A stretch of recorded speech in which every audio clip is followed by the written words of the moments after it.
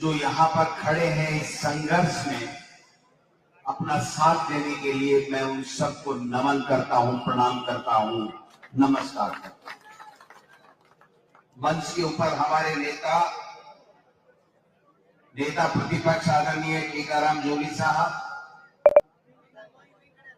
हमारे पूर्व मंत्री और बहुत ही जुझारू नेता भाई अशोक चांद्रा जी, हमारे लोकसभा के उम्मीदवार और हड़ौती के शेर आदरणीय प्रहलाद गुंजल साहब जो हमारे लोकसभा के प्रत्याशी रहे हैं, हमारे बहुत ही वरिष्ठ नेता मेरे साथी विधायक आदरणीय हरिमोहन शर्मा साहब, मेरे साथ 8 से 13 में भी अध्यक्ष भी रहे, एमएलए भी रहे, वर्तमान में भी जिला अध्यक्ष हैं, एमएलए हैं सीएल प्रेमी साहब, हमारे नौजवान युवा साथी विधायक चेतन पटेल जी, हमारी बहन राखी गौतम जी, रविंद्र त्यागी जी, भानु प्रताप जी, हमारे बहुत ही वरिष्ठ किसान नेता आदरणीय रामलाल मीणा साहब, महेंद्र राजौरिया जी, मेरे साथ आए पूर्व प्रदेशाध्यक्ष NHY M चौधरी जी, यूथ कांग्रेस के कार्यकारी प्रदेश अध्यक्ष यशवी सूरा जी, भाई अनूप ठाकुर जी, बहुत ही जोशीले हमारे नेता नरेश मीणा जी, हमारे नईमुद्दीन गुड्डू साहब, पवन मीणा जी, देशराज मीणा जी,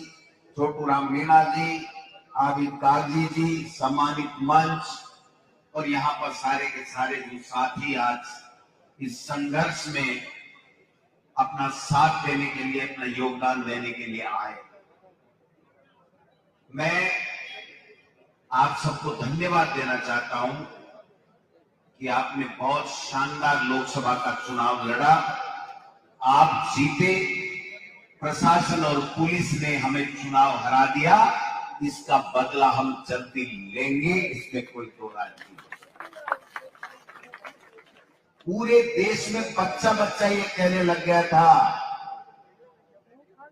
कि कोटा सीट ओम बिरला जी हार रहे हैं और प्रहलाद गुंजल जीत रहा है, लेकिन अंतिम 2 दिन में पुलिस ने जिस प्रकार का अत्याचार, अन्याय और लोकतंत्र के गले घोटने का काम किया, केवल उसी से वो दिल्ली जा पाए, नहीं तो भाई साहब हटे ही मंडी के मायने दुकान के ऊपर बैठक करता मिलता था।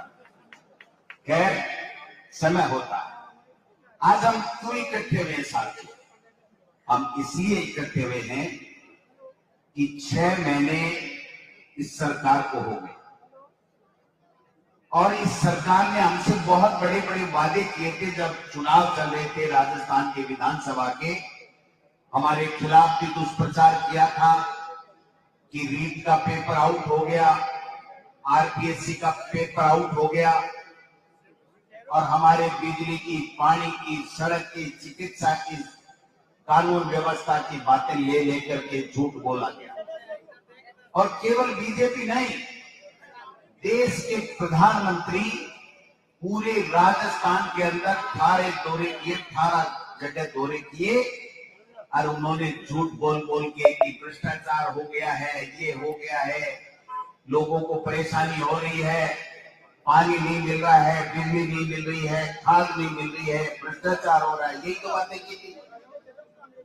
5 साल बाद में जिस प्रकार का वातावरण उन्होंने निर्मित करने का काम किया, राजस्थान की जनता बहकावे में आ गई और बहकावे में आकर के और सत्ता भारतीय जनता पार्टी को सौंप दी। लेकिन इस सत्ता के सौंपने के बाद में, सत्ता की बागडोर पर्ची से संभालने के बाद में मुख्यमंत्री जी और उनकी टीम और भारतीय जनता पार्टी जो अपने आप को डबल इंजन की सरकार कहती है, क्योंकि दिल्ली में भी उनका शासन और यहां भी इनका शासन, इन्होंने क्या किया, किस प्रकार की कानून व्यवस्था यहां से बना के रख दी, ये नमूने में आपके बीच में रखने के लिए आया। आज अपराध इतने बढ़ गए हैं कि कोई भी व्यक्ति सुरक्षित नहीं है, न घर में है, न मार्केट में है, न रास्ते में है, न अपनी कार में है, न अपने बिजनेस में है, कोई भी सुरक्षित नहीं है। और सबसे ज्यादा अगर कोई अपराध और अत्याचार और अन्याय हुए तो वो हमारी मात्र शक्ति और SC, ST और गरीब लोगों के खिलाफ है। आपके सामने मैं एक आंकड़ा रखना चाहता हूं इस 6 महीने का।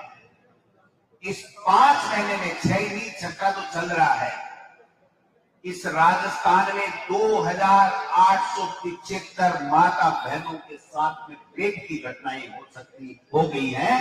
इससे बड़ी शर्म की कोई बात हो नहीं सकती। हमारी माता बहनें सुरक्षित नहीं है भाइयों।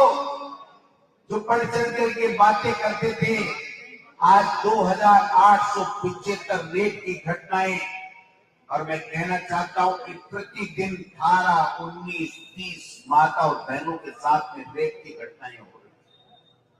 ये बड़े बड़े नाक वाले, बड़ी बड़ी बातें करने वाले कहां गए? कानून व्यवस्था कहां गई? इनकी कानून व्यवस्था। आज आप देखिए, कोटा के बूढ़ा द्वीप में गैंगरेप की लड़की की ने आत्महत्या किया। गैंगरेप के कारण से कोटा में नीट की तैयारी कर रही बच्ची के साथ में गैंगरेप हुआ। कोटा में कोचिंग संचालक ने छात्रा के साथ में रेप किया। कोटा में कुमारपुरा में नाबालिग बहनों से रेप हुआ। कोटा में मजदूरी करके लौट रही महिला से गैंगरेप हुआ। बूंदी में 2 साल की बच्ची के साथ में रेप हुआ। बूंदी इंद्रगढ़ के खेत में नाबालिगों को बंधक बनाकर रेप किया गया। मुख्यमंत्री जी के भरतपुर में 8 साल की बच्ची के साथ में रेप हुआ। भरतपुर से जयपुर आती बस के अंदर गैंग रेप हुआ। अजमेर के रेलवे प्लेटफार्म पर नाबालिग से रेप हुआ। विराटनगर में दरिंदगी और जानलेवा हमला हुआ। जयपुर के पुलिस क्वार्टर में नाबालिग के साथ में रेप हुआ। अलवर में पुलिस वालों ने गैंगरेप किया। बीकानेर में श्री डूंगरगढ़ में छात्रा से गैंगरेप हुआ। अलवर में, बीकानेर में और जालोर में प्रिंसिपल ने नाबालिग के साथ में गैंगरेप किया। ये शर्मसार करने वाला आंकड़ा नहीं है तो क्या है? अरे मुख्यमंत्री जी, 25 से बढ़िया जगह तो ठीक है, लेकिन गृह मंत्री भी हो, कानून व्यवस्था में ठीक करवा के गृह मंत्री बना हो, या केवल बैठो हेलीकॉप्टर में करो नाच और भाषण ठोको, मर्जी आवे जी हम बोलो, जो उल्टा सीधा बनवा आवे जी हम बोलो, और शाम का आए और फिर दोबारा दूसरे दिन की तैयारी करो। केवल भ्रमण और भ्रमित करने का काम ये राजस्थान की सरकार कर रही है। आज इनके मंत्री और मुख्यमंत्रियों की क्या हालत है? कोई मंत्री गाड़ी छोड़ रहा है, कोई जेब में इस्तेमाल लिए घूम रहा है, कोई मुंडन करवा रहा है। अरे ये नोटंकी के लिए सरकार नहीं दी थी आपको। राजस्थान की जनता ने कानून व्यवस्था ठीक करने के लिए, हमारे बच्चों की अच्छी शिक्षा के लिए, हमारे नौजवानों को अच्छी नौकरियों के लिए, हमारे किसानों को, दलित को, पिछड़ों को, सब लोगों को अच्छा पीने का पानी मिले, यहाँ पर बिजली ठीक तरीके से मिले, अच्छी शिक्षा की व्यवस्था हो, इसके लिए आपको सरकारें दी थी। आज जो 6 महीने में देश की महिला अत्याचार है, ये डबल इंजन की सरकार 12,600 मामले महिलाओं के अत्याचार के, इनके आंकड़े आज बता रहे हैं। ये मैं कहना चाहता हूं। आज अप्रैल और मई में 1 महीने में हत्या के 28% मामले बढ़ चुके हैं, और अप्रैल से मई 1 महीने में दलित और आदिवासी और अत्याचार के मामले इस देश में 35% तक बढ़ चुके हैं। ये इनकी कानून व्यवस्था का हाल है। पानी मिल नहीं रहा है, त्राहिमाम कर रहे हैं, महिलाएं बच्चे चीख रहे हैं, चिल्ला रहे हैं।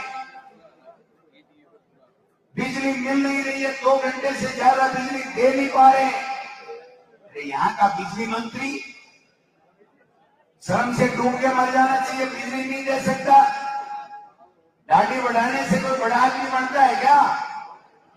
बढ़ा लो दाढ़ी, कर लो काले बाल, इससे नहीं।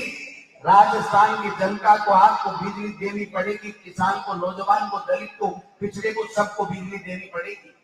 आज रात को लोग सो नहीं पाते, बिजली के अभाव में पीने का पानी ले नहीं पाते। ये कैसी व्यवस्था आपने कर दी भजन लाल जी? मैं समझना चाहता हूं कि जो बड़ी बड़ी बातें करते थे, पेपर लीक की बात कर करके हम के ऊपर रोजाना आरोप लगाने का काम करते थे, मैं पूछना चाहता हूं, तब भी हमने कहा था कि हाँ पेपर लीक हो गया, लेकिन जिसने पेपर लीक किया उनको सलाखों के पीछे हमारी सरकार ने करने का काम किया। और हमारी सरकार ने राजस्थान की विधानसभा में खड़ा कानून, जिसमें उम्र कैद और 1 करोड़ रुपए का हर्जाना जुर्माना का कानून बनाने का काम किया। देश के प्रधानमंत्री जी से तब भी हमने आग्रह किया था कि ये प्रदेश की अकेले राजस्थान की पेपर लीक समस्या नहीं है, ये देश के पूरे देश की समस्या है। आप समय रहते इसके ऊपर कानून बनाइए और इसको सत्ता हथियाने का आप हथियार मत बनाइए। ये हमारे नौजवान बेरोजगारों के साथ में अन्याय होगा।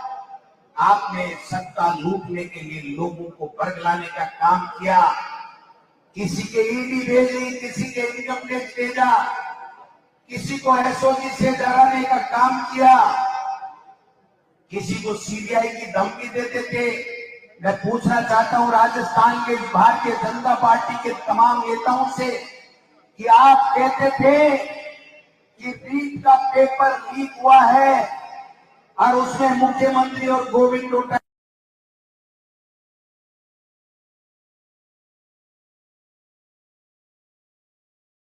की जांच कराइए। मैं आज खुद गोविंद डोटासरा पार्टी का प्रदेश अध्यक्ष होने के नाते, जिसके ऊपर आपने बार बार लांछन लगाए थे, मैं कहना चाहता हूं, अगर तुम्हारी बात में जरा भी इज्जत है, अगर तुम्हारी बात में थोड़ी बहुत भी आपकी नैतिकता बची हुई है, तो आप सीबीआई की जांच कराइए और जो दोषी है उसको जेल के अंदर डालिए। लेकिन ये चुटकुले कह के भ्रमित कर करके आप सत्ता लूटने की जो नौटंकी कर रहे हैं, जो खेल खेल रहे हैं, ये बहुत खतरनाक है। ये हमारे युवाओं के भविष्य के साथ में आप खिलवाड़ कर रहे हैं। आज नीट का पेपर आउट हो गया, पूरे देश को पता है, और केंद्र की सरकार उसकी जांच सीबीआई को दे रही है, लेकिन पेपर निरस्त नहीं कर रही है। और वो पेपर इसलिए नहीं निरस्त कर रही है कि उसमें बहुत बड़ा भ्रष्टाचार हुआ है, बहुत बड़ा घोटाला हुआ है। और पूरे देश के शिक्षा मंत्री और देश के प्रधानमंत्री तक से तार इन माफियाओं के जुड़े हुए हैं। ये गोविंद डोटासरा कोटा की धरती पे कैसे जा रहा है? अब तकलीफ हो रही है ना, तब देखना आप देश के प्रधानमंत्री को कैसे जोड़ दिया, तो भाई हमारे मुख्यमंत्री को कैसे जोड़ दिया, गोविंद डोटासरा पे आपने झूठे आरोप कैसे लगा दिए। आज कोटा का बहुत बड़ा नाम सुना करते थे, लोग कहते थे कि कोटा बहुत अच्छा है, कोटा के लोग बहुत अच्छे हैं, ईमानदार हैं, मेहनती हैं, अच्छा काम करते हैं। लेकिन वो मदन दिलावर जी और नमूनों कटाऊ ले, अरे ये नमूना कोटा का है क्या, या माइग्रेट होके कहीं से आए हैं? आप बताइए। टोन बढ़ाइए आगे, जिसके 14 मुग्ध में, और जिसको जब पिछली सरकार में एक बार मंत्री बने थे तो लोग समाज कलंक मंत्री के नाम से पुकारा करते थे, वो आज हम पे आरोप लगाने का काम कर रहे हैं। अपने गिरवान में झांको मंत्री महोदय, शिक्षा का आपसे क्या खेगेड़ा आपको आता नहीं है, पंचायत राज का आपको क्या खेगेड़ा आता नहीं है, और केवल आरएसएस में जो चीज आपने सीखी है कि झूठ बोलो, बार बार बोलो और इतनी जोर से बोलो कि लोग भ्रमित होकर के ये समझने लग जाए कि ये सही कह रहा होगा और आपके बहकाव में आ जाएं, उस ट्रेनिंग का फायदा उठा करके आप झूठ बोलने का काम कर रहे हैं। मैं निवेदन करना चाहता हूं कि आज नीट के पेपर में भ्रष्टाचार का कबूलनामा बिहार के मुख्यमंत्री के साथ उप मुख्यमंत्री है वो कर रहे हैं। बिहार के अंदर 2 FIR है, एक गुजरात में और बिहार में हो गई है, उसकी जांच CBI कर रही है। तो अब आप उस पेपर को निरस्त क्यों नहीं कर रहे हैं, ये मैं पूछना चाहता हूं। जो NTA ये आपका पेपर करवा रही है नीट का, उसी ने UGC नेट का परीक्षा कराई, उन्हीं ने नीट PG की कराई, उसी ने CSIR नेट की कराई, और तीनों के पर्चे निरस्त हो गए। तो इस चौथी में पेट में दर्द क्यों हो रहा है निरस्त करने में? आपको चौथी में दर्द क्यों हो रहा है? आपको नीट PG के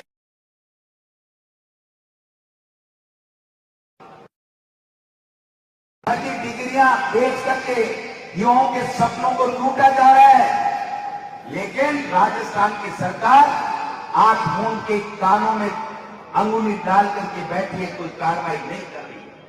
हमारी सरकार ने जो कॉलेज 300 खोली, कह रहे हैं उसकी समीक्षा करेंगे।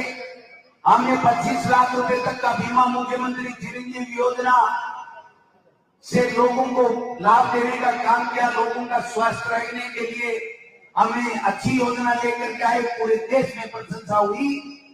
और आज स्वास्थ्य मंत्री और मुख्यमंत्री कह रहे हैं ये काम की नहीं है, क्योंकि ये 25 लाख का बीमा देती है, 25 लाख का इलाज फ्री देती है।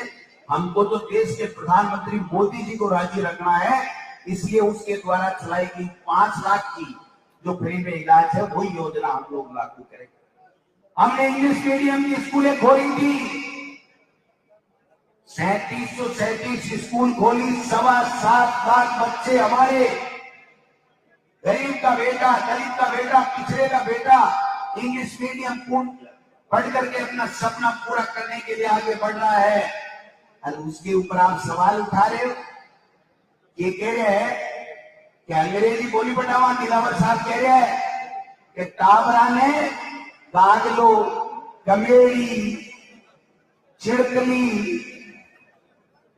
क्या बात कर रहे हो? कागलो, कमेड़ी, चिड़कली बांदरों पढ़ावेगा और आपके बेटी बेटा ने डॉक्टर बनावेगा।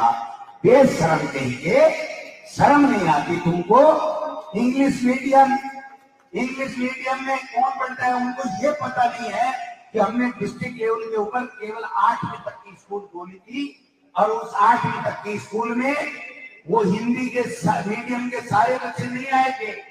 जो 10, 20, 50 जो सक्षम थे अंग्रेजी में पढ़ने के लिए, समझते थे इंग्लिश मीडियम को, वो बच्चे आए थे। बाकी हिंदी मीडियम में ट्रांसफर हुए थे दूसरी स्कूल में।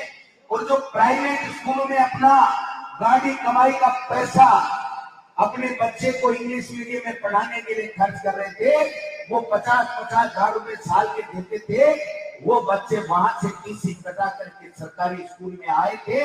और आज 10वीं का जो रिजल्ट आया है माध्यमिक शिक्षा बोर्ड की तरफ से, मैं बड़ी जिम्मेदारी के साथ में कह रहा हूं कि हिंदी मीडियम से ज्यादा श्रेष्ठ परीक्षा परिणाम हमारी English medium, Mahatma Gandhi English medium के स्कूलों का रहा है। कहां बातें कर रहे हो आप? तर्क से बात करो, मुद्दे की बात करो। आप लोगों को बरगला करके, और कितने दिन लावा लूटोगे भाई? अब की बार राजस्थान की जनता ने भाई जी 11 मोरिया बुला दिया का जो नींद मोरिया है, तो बार वो बच को नहीं, ओ मोरिया को हो ओ मोरिया को के बाद रात में नींद को नहीं आती। अगर प्रहलाद गुर्जर दिल्ली लोकसभा में, इनको रात को नींद नहीं आती। बिना जुलाब लिया दस्त हो जाता, बिना जुलाब लिया दर्द हो जाता। लेकिन कोई बात नहीं, मैं आपको कहना चाहता हूं, चिंता करने की जरूरत नहीं है, डरने की जरूरत नहीं है। और एक मुझे बताया गया कि यहां एक आईजी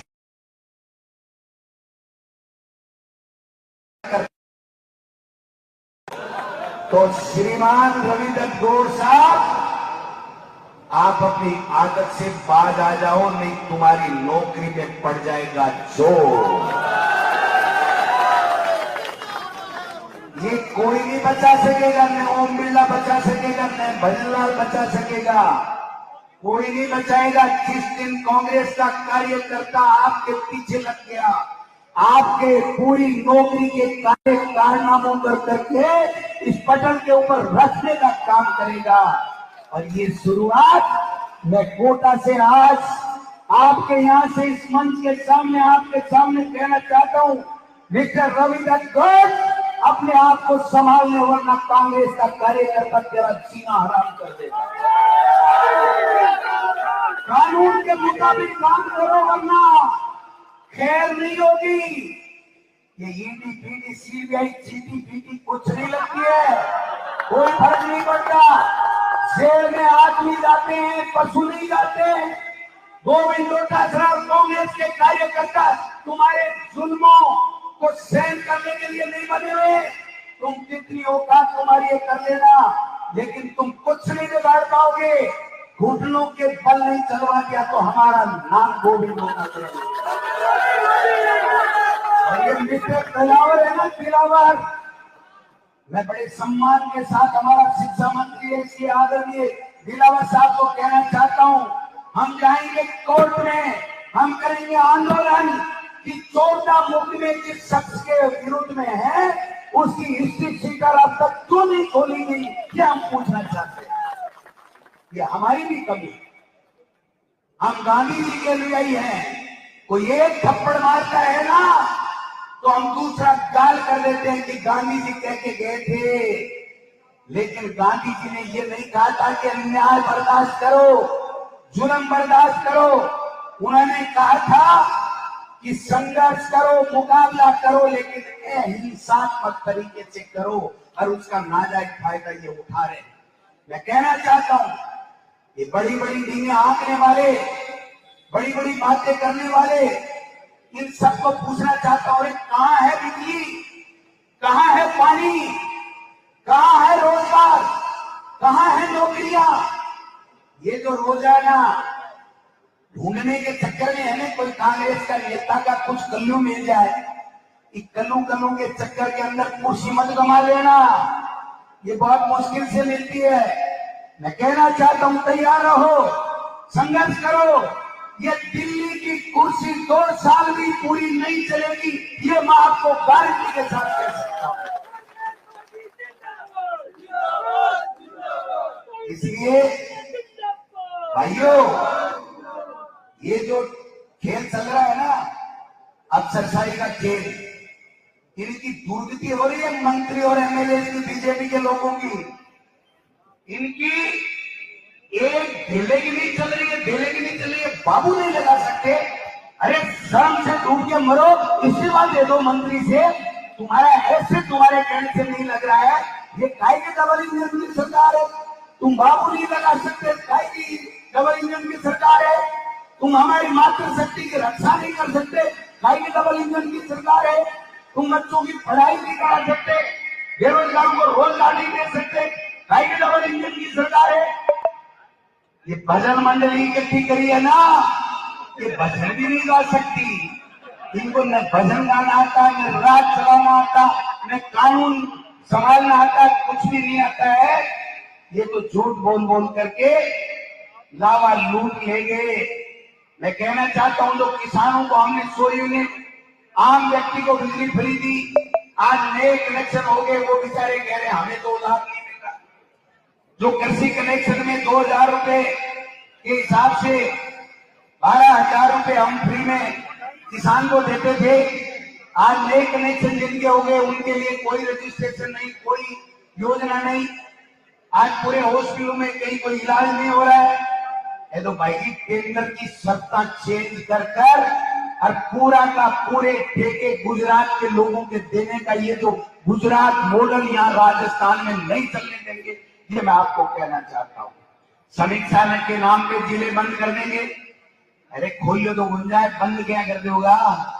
काका जी को राज है, बंद कर दोगा? ये राजस्थान की जनता का अधिकार है, उसका हक है कि वो छोटी इकाई प्रशासनिक जिला तहसील पंचायत समितियां बना करके वो अपनी सुविधा के लिए बनाई जाती है। ये सरकारें हम आपके लिए चलाते हैं। हमारे घर भरने के लिए नहीं चलाते हैं, हमारी मर्जी से तो 6 महीने हो गए, कान पक गए हमारे। समीक्षा कर रहे हैं, समीक्षा कर रहे हैं, समीक्षा कर रहे हैं। अरे एक बार एक समीक्षा इस पर्ची की भी दोबारा कर लो, इस पर्ची की दोबारा कर लो कि क्या ये सही निकली थी, कहीं गलत निकली थी। एक बार इस मंत्रिमंडल की भी दोबारा समीक्षा कर लो कि ये पंगु ऐसे ही बैठा दिए या कोई काम भी करेंगे। क्या बात कर रहे, तमाशा लगा रखा। हीट वेव में लोग मरे जा रहे हैं, कोई इलाज नहीं। साइबर ठगी कर रहे हैं, कोई इलाज नहीं, कोई पूछने वाला नहीं है, इनको कहने वाला नहीं है। और मेरे को एक आदमी कह रहा था कि यार राजस्थान का मुख्यमंत्री जोरदार है। मैंने कहा कैसे भाई? बोले साहब एक उदाहरण मैं बताऊंगा आपको, मेरे साथ घटना घटी है। मैंने कहा बताओ। मुझे आश्चर्य हुआ कि यार राजस्थान के मुख्यमंत्री की कोई तो बड़ाई कर रहा है, अपने को सुनना चाहिए। तो मैंने पूछा भाई बता, कलेजा कड़ा किया कि यार कोई बहुत जोरदार बात बता देगा तो फिर अपन खिलाफ नहीं बोल पाएंगे। तो उसने कहा मैंने 1.5 महीने पहले मुख्यमंत्री जी को मिलने के लिए नाम नोट कराया था। 1.5 महीने बाद में भी मुख्यमंत्री जी को याद है और मेरे को बुला करके मेरे से बात कर ली। अरे मैंने क्या बढ़ाई कर रहा है कि बुराई कर रहा है? तू तो ये कहना चाह रहा है कि मुख्यमंत्री से कोई मिलना चाहता है तो 1.5 महीने तक ही नंबर नहीं आता। बोले भाई जी बात तो आई है पर मुख्यमंत्री है ना, मत तरीके से कहती। ये हालात बने, नए मुख्यमंत्री मिल सकता, न मुख्यमंत्री कोई काम करा सकते। ब्यूरोक्रेसी इतनी हावी हो गई है जिसकी कोई सीमा नहीं है। राजस्थान की विधानसभा आ रही है दोस्तों, मैं आपको विश्वास दिलाना चाहता हूं, हमारे नेता प्रतिभा टीकाराम जी जूली के नेतृत्व में हम ये जो 60-70 के लगभग जो एमएलए है ना, इनकी नाक में नकेल डाल करके इनको नचाने का काम करते हैं। इनकी नाक में नकेल डाल करके नचाने का काम कर देंगे। और हो सकता है एक आधा तो पहले ही इस्तीफा देकर के चला जाए। एक नहीं थे हमारे से भले से हमें तो भाई जी माने तो क्या बाबू तुम मौको दे ही दियो। प्राण रघुकुल रीत सदा चली आई, प्राण जाए पर वचन न जाई। भाई जी आज चौपाई में चौकी लाके कागजे पर साइन कर बेरंग हुए ने मंत्री से जना बहुत तकलीफ हुआ, बहुत मुश्किल से, बहुत झूठ बोलने से मेरे वे पल हैं। इसलिए मैं कहना चाहता हूं कोटा की इस धरती के ऊपर जब आप याद करोगे हम आएंगे। आपने ये शुरुआत की है, इसको 25 लोकसभा क्षेत्रों में लेकर के जाएंगे, इनके घुटने टिकाएंगे, इनको मजबूर करेंगे कि आपकी समस्याओं का समाधान करें।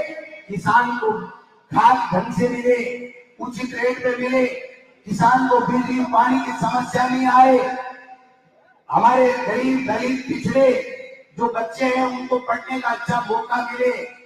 और ये दिलावर साहब ने जो हमारे आदिवासी भाई बहनों के लिए जो घटिया बयान दिया है, मैं गोविंद डोटासरा कांग्रेस पार्टी इसकी कड़ी शब्दों में निंदा करती है। और मैं कहना चाहता हूं ये वो आदिवासी है दिलावर साहब जिन्होंने हमारी राजस्थान की धरती पे आजादी के समय अंग्रेजों के सामने घुटने टेक के संघर्ष किया। 1900 आदिवासी भाई शहीद हो गए, लेकिन इस देश को आजाद करा करके उन्होंने दम लिया। ये वो आदिवासी भाई है, इनका डीएनए टेस्ट करना चाहते हैं। पहले तो आपके 14 मुकदमों का डीएनए टेस्ट करेंगे राजस्थान की विधानसभा में। 14 दिन 14 मुकदमे, जब तक फुर्सत नहीं लेंगे जब तक ये दिलावर साहब अपने बात के लिए, अपने दिए गए बयान के लिए माफी नहीं मांगे। और मैं कहना चाहता हूं ये रोजाना बकबक तो बंद करो, इसको जेल में डालेंगे, इसको जेल में डालेंगे। तुम्हारी जो हाईकोर्ट में रोक लगा रखी है ना, उसको हम निरस्त कराएंगे और जेल में आपको डालेंगे। गोविंद डोटासरा जेल में जाने वाला नहीं, क्योंकि गोविंद डोटासरा ने अपनी जिंदगी में कोई गलत काम नहीं किया।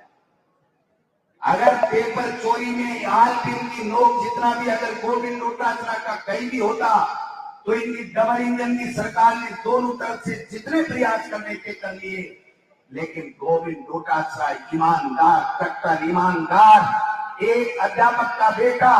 जब मुझे शिक्षा मंत्री का दायित्व मिला था तो मेरे आंख में आंसू आ गए थे खुशी के कि मैं एक अध्यापक का बेटा आज शिक्षा मंत्री बना हूं, और मैंने संकल्प लिया था कि मैं शिक्षा मंत्री रहते हुए राजनीति में मैं किसी की चाय नहीं पीऊंगा, इसलिए तुम मेरा कुछ भी नहीं बिगाड़ सकते।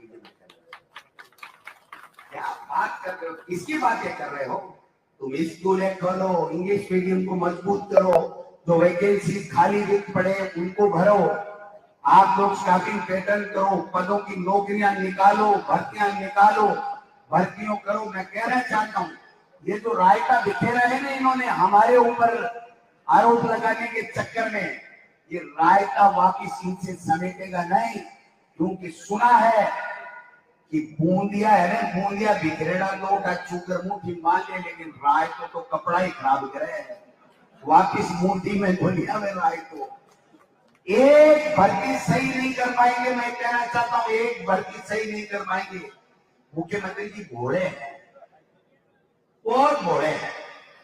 कोई अफसर पर्ची देके पढ़ा देता है कि मुख्यमंत्री जी आज ये बयान देना है, तो वो बिना आगा पीछा सोचे, बिना सोचे समझे कि इतना बड़ा अधिकारी कह रहा है पर्ची दिए तो बोल दो, तो वो बोल देते हैं।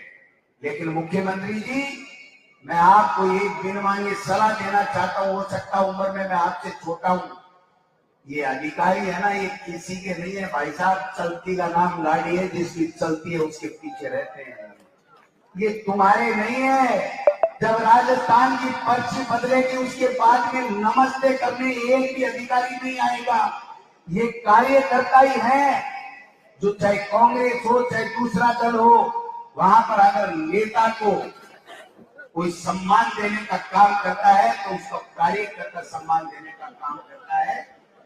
ये तो मजे लूटने के लिए बने हुए हैं अधिकारी। तो ये जब सत्ता आती है ना तो जैसे शहद के छत्ते के चारों तरफ मधुमक्खियां जैसे घूमती रहती है ना, भन्नाती रहती है, वैसे जब सत्ता होती है तो नेताओं के चारों तरफ भन्नाते रहते हैं, मेरे को अच्छी पोस्टिंग दे दो, मेरे को अच्छी पोस्टिंग दे दो, मेरे को अच्छी पोस्टिंग दे दो। इसलिए इनके चक्कर में आने की जरूरत नहीं है, आपको मौका मिला है। अगर आप कुछ कर सकते हो तो आज मेरे आह्वान के ऊपर आप पहला काम ये कीजिए, इस अनपढ़ अर्ध मानसिकता विकलांग मानसिकता के तुम्हारे शिक्षा और पंचायत राज मंत्री मदन दिलावर का इस्तीफा लो और उसके बाद में अच्छे कामों की शुरुआत करो।